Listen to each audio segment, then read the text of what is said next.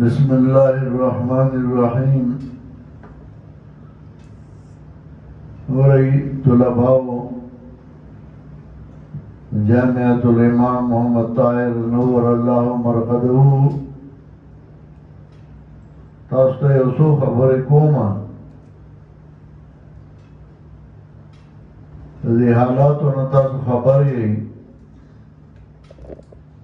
باجوړ کې او په بونیر کې او په علایي کې او په نورو غریزو علاقو کې چې دا څه حالات روان دي،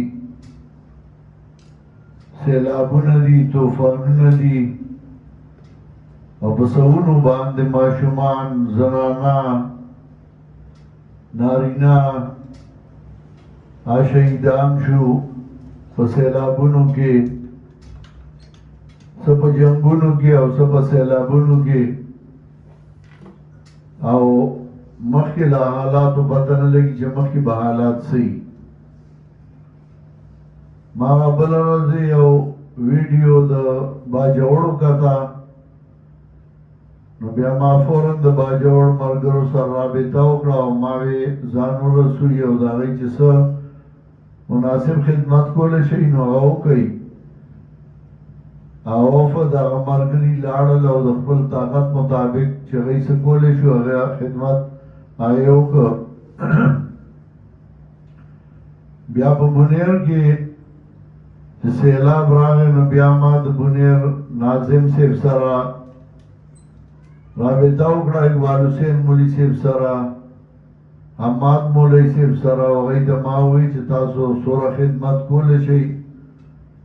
ځان رسول یو دا یو انساني همدردي ده، د الله د رضا دپاره او د الله د خوشنودۍ دپاره.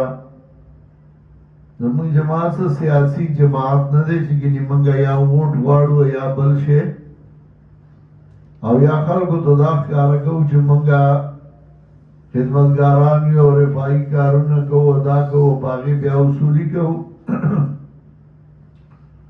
خو صرف یو انساني همدردي.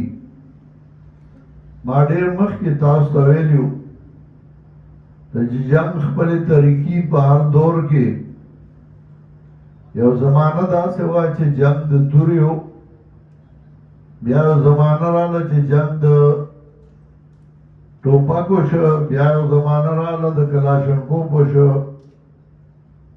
بیا د میزایلو او د بمونو او د ایټم بمونو. یو زمانه داسې اوس را روانه ده چې جنګ په نورو طریقو باندې دی. مسلمانان د هغې نه یا ناخبره دي او یا دا دي چې یو بل ته اړم شوي دي. یو د یو بد وایي، یو بل د بد وایي. یو په معمولی مسله باندې بل کافر کوي، یو بل اړم دی نو بل کافر کوي. یو په یو طریقه د بل بې عزتي کوي او بل په بله طریقه باندې بې عزتي کوي، او د خپلې ترقۍ او د مخکېوالي سوچ نه کوي. تعمیري سوچ د خلکو ختم شوی دی، الا من شاء الله. تخریبي سوچونه هغه د خلکو زیات شوي دي. که ته یو ښه خبره وکړې او یو ښه اقدام وکړې نو په دې فیسبوکونو اوس پته لګي چې دا به هېڅوک نه وایي چې ده دا خبره ښه وکړه، بلکې چې ستا دوست وي نو هغه به وایي ښې وکړه، او چې ستا دشمني او پړه کې بغض وي او حسدي نو هغه په هغې کې هم اعتراضونه او په هغې خبره باندې تا به د هغه ښه کار نه واپس کوي. خو زه خپلو ملګرو ته وایم لا یجرمنکم شنآن قوم علی الا تعدلوا اعدلوا هو اقرب للتقوی. که چا سره دې روان ومي و هغه د خیر کار کوي او د فایدې کار کوي نو ته ورسره ملګرتیا وکړه. کلمة حق ضالة المؤمن فحيث وجدها فهو احق بها. نو مرسته وکړه او ملګرتیا وکړه، او که نشې کولی غلی کښېنه و خلاف مکوه، بے ځایه اعتراضونه مکو، بے ځایه شر او فساد مه جوړو. نو څه کلونه تقریبا 8 کاله مخکې څه د جعلي قوتونو هغه مصنوعي باران کړو. زما خپل خیال دا دی والله عالم صحیح یا غلط خو کېدای شي دا هغه مصنوعي بارانونه وي چې کله په باجوړ جوړ کی او کله په بنیر دا یو حملې دي شروع دي.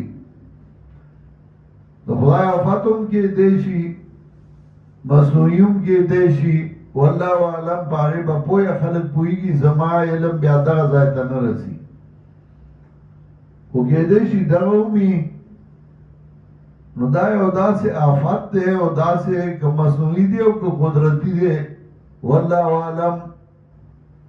د دجال صفتونو کې هم دا راځي چې وریځې ته به یې راشه او باران ته به یې وورېږه. نو دا اوس پته نه لګي چې دا قدرتي آفت دی یا مصنوعي آفت دی. خو دا داسې آفتونه دي چې په دې کې یو څو کارونه موږ له پکار دي. یو خو هغه دی چې موږ په ساینسي علومو کې دومره ترقي وکړو چې د هغې جوابونه او د هغې مقابله جوړه کړو. دا د حکومتونو کار دی او ای باړه می خپل بس کوي زمونږ د وس نه بهر شی دی موږ په خپل وس باندې پړیو. خو یو دویم کار دی چې هغه زمونږ په وس کې دی او هغه تقوا او للهیت دی. چې سړی په زړه کې تقوا د الله نه یره للهیت چې هر قدم دی او دا سوچ کې چې دا د الله د رضا دی او که نه دا د مخلوق د خیر دی او که نه. نو کله چې د الله نصرت او د الله امداد شي نو بیا که هغه مصنوعي آفتونه یې نو هم کار نه کوي او قدرتي آفتونه هغه هم بند شي.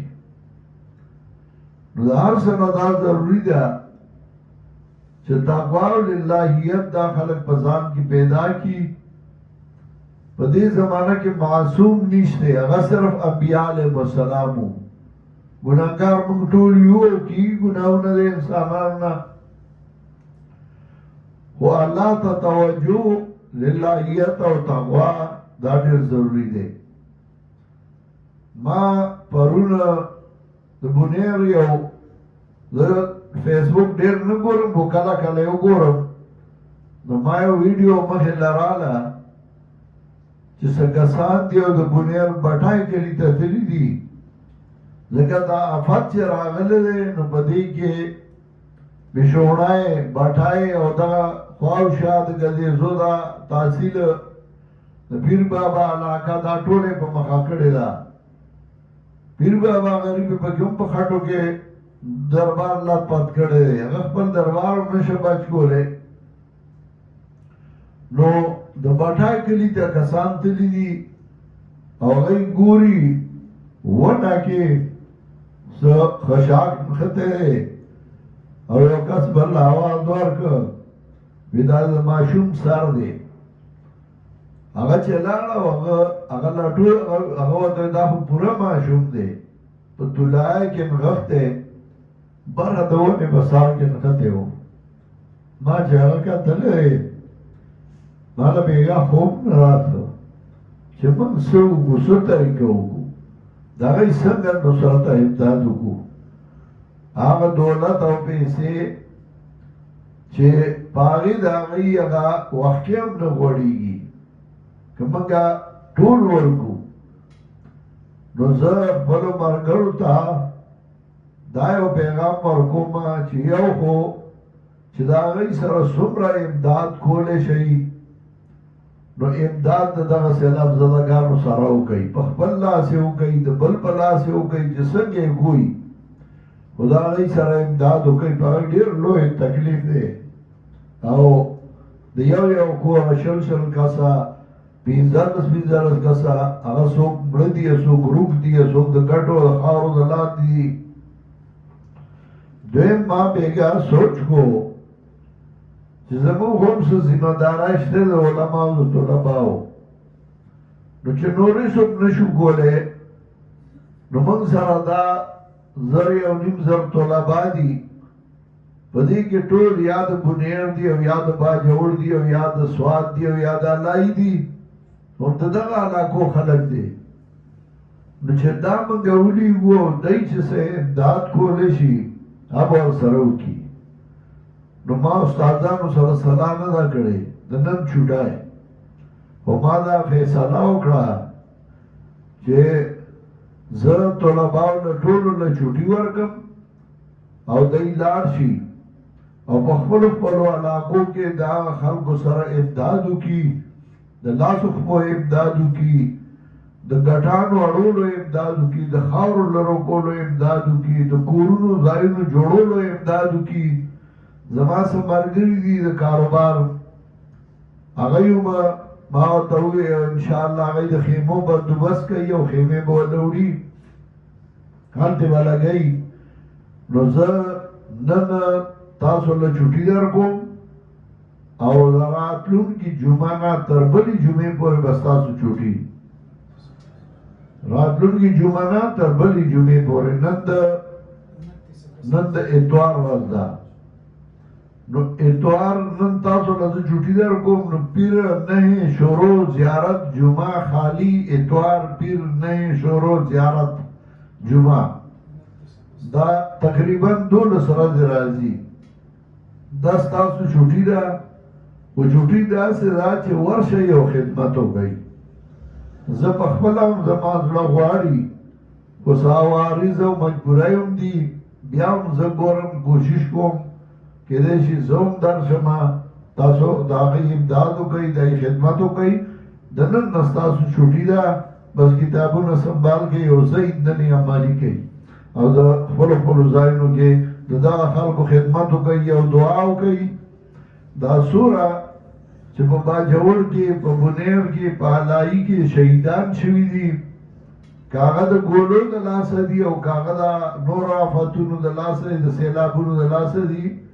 الله د هغې ټولو مغفرت نصیب کړي او الله دې ورته جنت الفردوس کې اعلی مقامات ورکړي په چا چې دا غمونه راغلي دي الله دې د هغې په زړونو باندې پټای ولګوي او الله دې هغې له د خوشحالو اسباب پیدا کړي چې چا کورونه روان شوي دي الله دې د هغې هغه جونګړې په محلاتو باندې بدلې کړي چا کې د دین کمی او الله دې د هغې کې دینداري پیدا کړي او الله دې نور هم هغې دینداره او پرهیزګاره کړي چا چې د هغې نصرت او امداد وکړه الله دې د هغې امداد وکړي او الله دې ټولو باندې خوشحالی راولي د مسلمانانو ملکونو خصوصا د پاکستان دپاره دعا وکړئ چې الله په دې ملک کې امن او خوشحالی راولي او الله دا د مسلمانانو صحیح مرکز وګرځوي الله په موږ صحیح او نیکان حاکمان مسلط کړي الله موږ د ظالمانو حاکمانو نه په امان کړي